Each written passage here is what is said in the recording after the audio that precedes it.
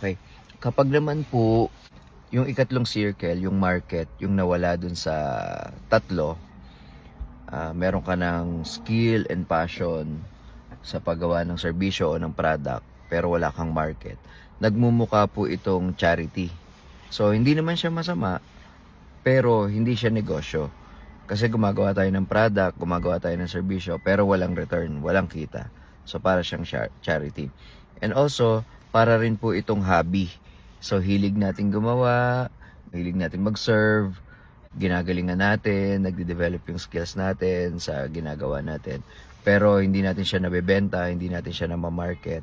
So, hobby talaga siya. Okay, wala pong masama kung charity yung focus natin, na hilig natin gumawa ng product, and then also magaling tayo doon sa paggawa ng product, and then binibigay natin siya for free. Maganda po yun. And also, wala rin masama kung hobby naman yung focus natin, kung talagang hilig lang natin gumawa, and also binibigay natin sa mga relatives natin. Maganda rin po yun.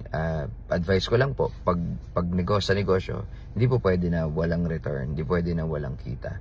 So, in business, dapat tatlo na andun yung present. So, yung passion, ulit, yung skills, saka yung market. So, importanteng nandun silang tatlo pag mag-start tayo ng business.